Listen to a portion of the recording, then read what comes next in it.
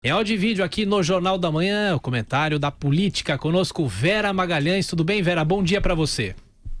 Bom dia, Thiago. Para você, para todos aí no nosso estúdio e para os ouvintes e internautas que estão conosco nesta quarta-feira. Ô Vera, a grande pergunta, afinal, na sua opinião, Jair Bolsonaro se saiu bem ou se saiu mal no Jornal Nacional, segundo a sua avaliação, e também a repercussão que você vem colhendo com as suas fontes, Vera Magalhães? Existe um mecanismo engraçado nesse tipo de entrevista, Thiago. Quem já tem uma opinião formada vai para esses programas na expectativa de confirmá-la, né? Então, o viés é todo de confirmação. Se o candidato escorrega aqui e ali, prontamente alguém se põe a dizer que foi foi terrível, tenebroso, que se deu muito mal. Se ele lacra ou tenta lacrar numa ou noutra pergunta, seus apoiadores prontamente se põem a repercutir que foi muito bem, que acabou, que agora é no primeiro turno, etc. Isso aconteceu com o Ciro na véspera e em muito maior escala com o Bolsonaro ontem, porque ele tem apoiadores mais engajados nas redes sociais e detratores na mesma medida.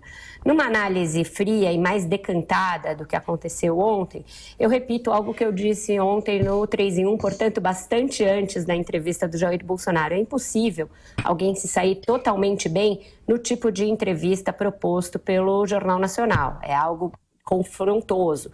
Os dois apresentadores confrontam o candidato sem deixá-lo muitas vezes completar o raciocínio, muitas vezes eles expõem uma tese que querem ver o candidato debater, portanto tem um conteúdo editorial forte, e Bolsonaro apostou em ir para cima nesse mesmo confronto, aceitar a regra do jogo e devolver na mesma moeda. Isso para os seus apoiadores é música para os ouvidos.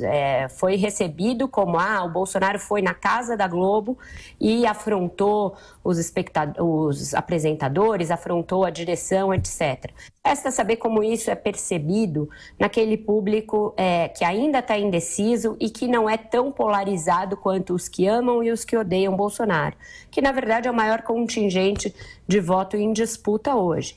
Então eu diria que ele foi bem naqueles assuntos em que ele é testado habitualmente, e aí é difícil de entender a insistência do jornalismo em questioná-lo sobre os mesmíssimos temas quando há tantos outros de maior interesse de um presidente da República a testar, e ele foi mal naqueles seus calcanhares de Aquiles já conhecidos, notadamente as mulheres. É um eleitorado em que ele tem uma grande diferença em relação aos homens, os pratos da balança estariam mais ou menos assim, separados, e ele se saiu mal no embate com a apresentadora Renata Vasconcelos, ao questioná-la sobre o seu salário em relação ao seu colega William Bonner.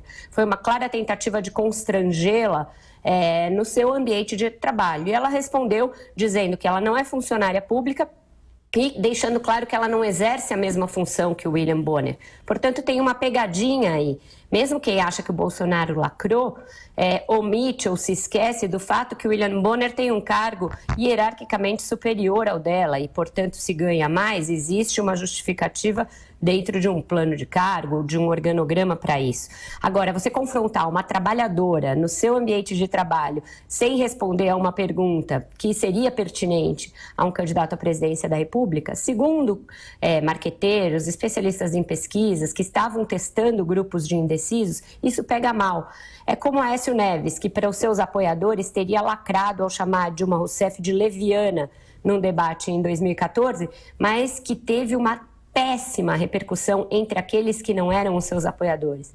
Então eu convido os nossos ouvintes, os internautas, os que são bolsonaristas ou antibolsonaristas, a tentarem pensar um pouco fora da sua bolha e fora da sua caixa sobre como foi esse desempenho. Isso demora uns dias a decantar, demora alguns dias a aparecer em pesquisas, mas é prematuro e é também muito raso apenas analisar o desempenho do candidato a partir de torcidas organizadas. Não é assim.